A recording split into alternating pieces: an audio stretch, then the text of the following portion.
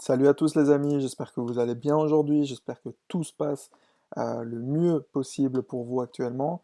Alors, on reprend exactement là où on s'était arrêté la fois passée, hein. Donc, comme vous pouvez le voir, il y a notre toiture qui a été dessinée, donc avec l'épaisseur l'épaisseur d'ardoise et ensuite l'épaisseur d'isolant. Alors, on va faire en sorte de modifier ça ensemble. Pour ce faire, ben d'abord, je vais placer déjà une coupe dans ma toiture pour qu'on voit un peu plus clair. Alors, je prends mon outil coupe, qui est pas celui-là, qui est celui-ci. Je vais, pour qu'on ait une coupe bien parallèle, je vais d'abord la positionner comme cela. Donc, je vais la dessiner ici le long. Je vais l'orienter comme ceci. Et maintenant, je vais forcément la décaler. Donc, je vous invite vraiment à simplement faire Command T, CTRL T, après l'avoir sélectionné, enfin, faire cela, la sélectionner, et ensuite la faire glisser le long de votre toiture.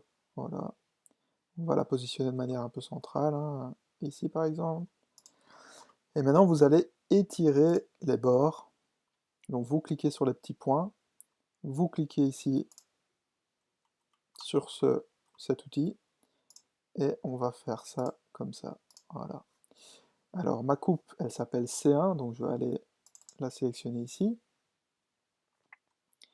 Et comme vous pouvez le voir, on a nos différentes épaisseurs. Donc étant donné que moi j'avais une toiture plate avant, ben forcément on voit une coupe dans la toiture plate, on voit une coupe dans les murs, et après cette fameuse nouvelle toiture qui est venue se rajouter. Alors nous, ce qui nous intéresse aujourd'hui, c'est de modifier cela pour voir apparaître différentes épaisseurs de manière beaucoup plus fidèle à la réalité, à ce que vous projetez de dessiner. Donc voilà, ne faites pas attention à tous les autres détails. Euh, je vous invite vraiment à vous concentrer là-dessus, puisque c'est ça qui nous intéresse pour ce tuto. J'en profite aussi pour vous montrer comment renommer votre coupe, hein. La coupe, vous avez peut-être pas envie qu'elle s'appelle C1, donc on va faire un clic droit, on va la renommer, et on va l'appeler plutôt bébé du coup. Voilà, c'est mon petit bébé, hop, bébé prime, pardon, coupe, bébé prime. Ok, donc là, si je retourne sur mon plan, bah forcément, ça s'est modifié. Et moi, je préfère avoir des flèches que d'avoir ce genre de choses. Donc, je vais sélectionner ma coupe. Je vais aller dans les réglages. Mon style de marque, je vais le modifier. Donc, comme vous pouvez le voir, c'est dans symbole et texte de marque. Je vais cliquer donc sur style de marque et je vais rajouter plutôt, voilà, vous pouvez mettre ce qui vous convient le mieux. Moi, je préfère plutôt des triangles comme ça.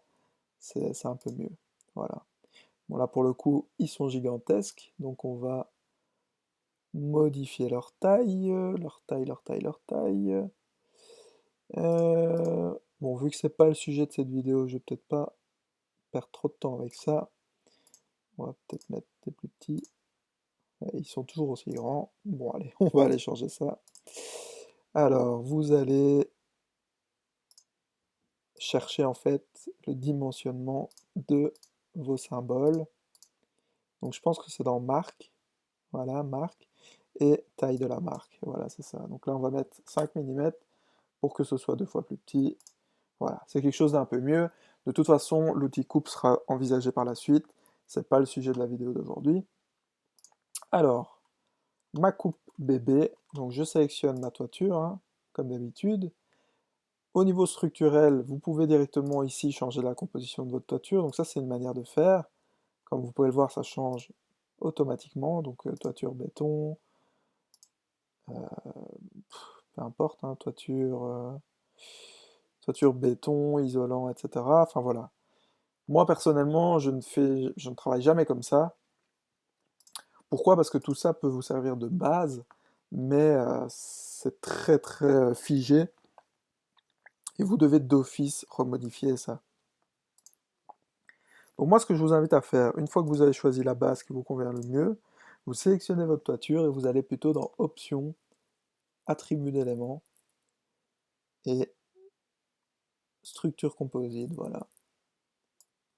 Alors, une fois que vous êtes dans cette fenêtre-ci, hein, donc c'est la même que je vous ai ouverte dans la vidéo précédente, seulement en fait on n'avait pas enregistré cette nouvelle toiture. Donc ici, en fait, ce qu'on va faire, on va créer une nouvelle toiture et on va l'appeler, euh, voilà, vidéo tuto toiture. OK? Donc ça, c'est pour l'exemple.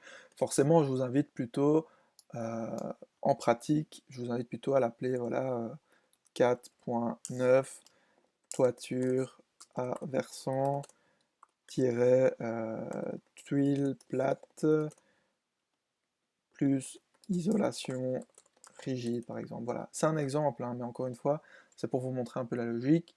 Vous cliquez sur OK. Là, on est en train de définir cette toiture à versant, tuile plate, plus isolation rigide.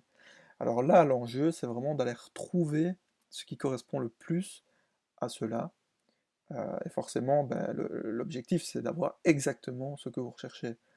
Donc, dans un premier temps, on va changer la couverture, hein, qui est ici, finition extérieure. Donc, je vais cliquer dessus. Vous avez des finitions extérieures ici. Revêtement général, pierre, voilà, c'est pas vraiment des choses qui nous intéressent au niveau toiture. Donc on va plutôt aller dans toiture, bac acier, tuile, terre cuite. Bon, ici pour le coup, c'est peut-être pas ça. Ah, vous avez du zinc, comme vous pouvez le voir. Bon, ici pour l'exemple, on va imaginer une toiture avec des tuiles en terre cuite, ou alors plutôt aller chercher des ardoises. Et des ardoises, je ne sais pas où elles se trouvent. Euh, Finition extérieure. Bon, on va partir dans un premier temps sur des tuiles en terre cuite. Voilà. L'isolation. Ben, on va mettre une isolation rigide, hein, plutôt. Donc plutôt du polystyrène expansé. 20 cm, ça me semble très bien, ça me semble même beaucoup. On va mettre plutôt 15 cm. Et du bois massif. Voilà, on peut laisser 14 cm. Vous pouvez sélectionner exactement le bois qui vous convient. Voilà, ça je vous laisse faire. Si vous voulez une autre couche, libre à vous en fait de la rajouter. Il suffit de cliquer sur insérer une couche et vous avez une couche qui se met là par-dessous. Donc là, encore une fois, ben ça, je vous invite à configurer tout ça vraiment comme vous le souhaitez. Pour l'exemple, moi j'ai pas besoin de ça. Ce que je peux vous montrer aussi, c'est qu'en fait les couches, vous pouvez les déplacer comme cela et elles s'inversent. Voilà. Alors au niveau du dessin en 2D en tant que tel, vous pouvez aussi changer les lignes qu'il y a entre vos couches. Donc c'est là que ça se passe, hein. Et une fois que vous êtes OK, ben vous appuyez en fait sur OK. Mais avant ça, je vous invite quand même à cliquer sur disponible pour toiture. Voilà. Donc comme ça, vous allez pouvoir retrouver cette nouvelle toiture dans vos toitures, tout simplement. Alors, comme vous pouvez le voir, vous pouvez régler aussi les apparences coupées. Donc là, vous pouvez cliquer directement sur vos différents éléments. Et là, vous avez un aperçu en fait des surfaces représentées en 3D. Donc encore une fois, c'est des surfaces qui sont basiques, hein. C'est quelque chose qui est prédéfini par défaut, mais vous pouvez changer cela. Donc ça, je vous le montrerai par la suite, c'est dans les matériaux de construction, donc ça, je vous le montre tout de suite après. Alors, une fois que vous êtes satisfait de ça, vous faites OK. Comme vous voyez pour l'instant, il n'y a rien qui se passe. On va aller rechercher notre toiture en question, qui est celle-ci. Voilà, 4.9, toiture à versant, tuile plate plus isolation rigide. Vous cliquez et vous avez votre toiture qui apparaît. C'est aussi simple que ça. Alors, par la suite, une fois que vous avez votre toiture qui est dessinée, forcément, il y a des choses qui vont, par défaut, qui ne vont pas vous convenir. Alors, je vous invite à cliquer de nouveau sur votre toiture et d'aller dans Options, Attributs éléments, Matériaux de construction. Donc là, en fait, vous allez pouvoir modifier l'apparence des différents matériaux que vous avez choisis. Donc pour que les hachures soient différentes, pour que votre représentation entre les différentes couches soit différente, etc., etc. Donc là, par exemple, si je prends mon bois massif, plutôt que d'avoir cette hachure-là, je vais pouvoir mettre, imaginons, bon, encore une fois, c'est très théorique, mais je vais pouvoir plutôt choisir une trame si je le préfère, donc une hachure solide. J'appuie sur OK, et comme vous pouvez le voir, j'ai une hachure solide qui apparaît. Alors c'est pareil pour mon isolant, hein. Si je vais retrouver option, attribut élément, matériaux de construction, je peux aller retrouver dans cette liste-ci mon isolant. Alors là, si je me souviens bien, dans isolation, c'était celui-ci. Et de toute façon, comme vous pouvez le voir, on voit un petit V pour montrer qu'il est utilisé dans le projet, je pense. Et là, qu'est-ce que vous pouvez faire? Vous pouvez changer tout simplement votre hachure et mettre quelque chose de beaucoup plus réaliste, quelque chose qui correspond beaucoup mieux. Donc là, pour le coup, je vous laisse choisir. Pour éviter que la vidéo traîne, voilà, je vais choisir assez rapidement ceci. Je vais appuyer sur OK. Et j'ai mon isolant qui est représenté, hein, tout simplement. Voilà. Alors, autre chose maintenant, et ça ce sera sûrement le sujet d'une autre vidéo, mais si vous voulez que vos raccords s'effectuent de manière correcte, vous allez devoir régler la propriété, la priorité de raccord entre les matériaux. Donc là, forcément, le raccord, il s'est peut-être pas effectué comme vous le souhaitez, soit vous redessinez par-dessus, alors là, moi c'est personnellement la chose que j'évite, mais vous pouvez aussi régler la priorité des raccords entre les matériaux pour que ce matériau-ci, en fait, passe en priorité par-dessus celui-là. Et donc que vous ayez, par exemple, votre enduit de façade qui remonte jusqu'en haut. Voilà. Parce que là, ici, si on va en 3D, ben forcément, on a la rive de notre toiture qui est gigantesque. Pourquoi? Parce que le crépi de façade ne remonte pas jusqu'à l'endroit où il devrait arriver, hein, simplement. Donc, je peux retourner dans ma coupe.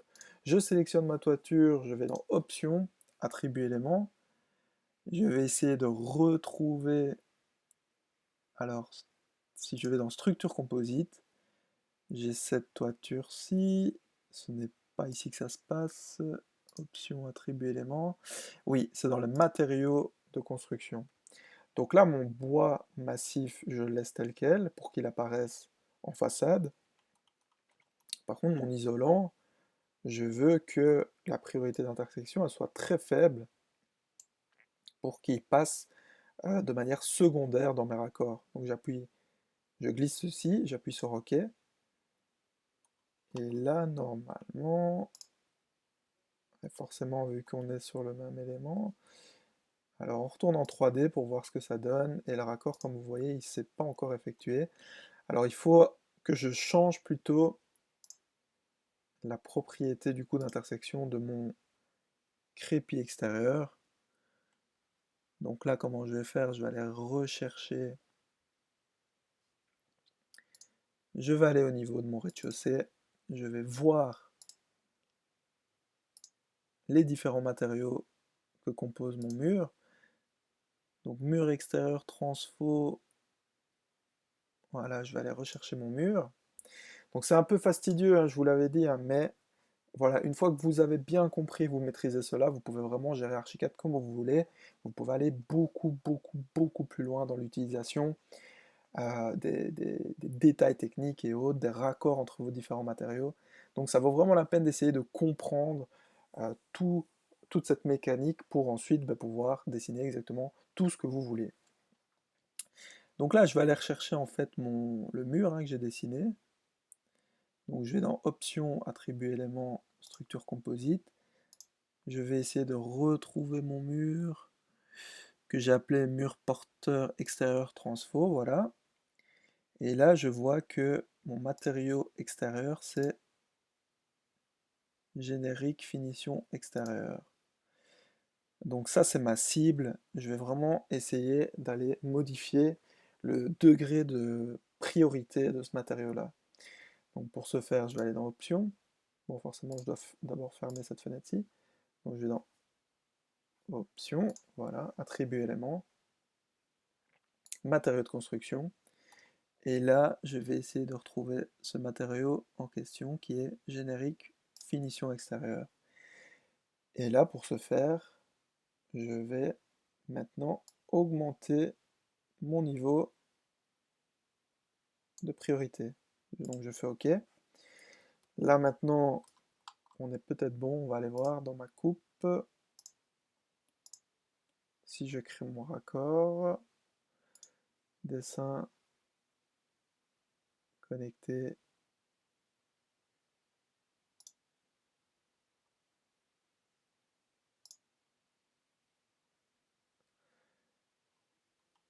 Voilà. Alors là, comme vous pouvez le voir, l'opération, elle s'est effectuée.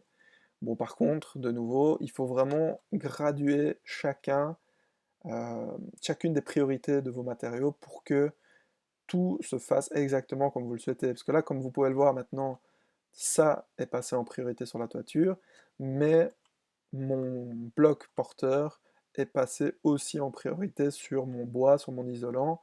Donc là, idéalement, on aurait voulu que ben, le raccord entre les isolants puisse se faire et donc que ça ici ne soit pas en priorité. Donc on peut aller plus loin et régler ça, mais avant, je vais vous montrer en 3D ce que ça donne. Voilà, comme vous pouvez le voir, maintenant on a vraiment le crépi de façade qui va jusque tout en haut. Alors, je retourne dans ma coupe. Maintenant, on va essayer de régler ceci pour faire en sorte que le raccord entre l'isolant s'effectue comme il faut. Donc, je vais retourner chercher mon mur. Et hop. Donc, pour le coup, c'est option attribut élément, structure composite. Donc voilà. Et je vois que mon bloc en question, c'est générique cloison. Donc là, générique cloison, on va baisser son niveau de priorité. Donc, je vais aller dans option attribut élément, matériaux de construction toujours.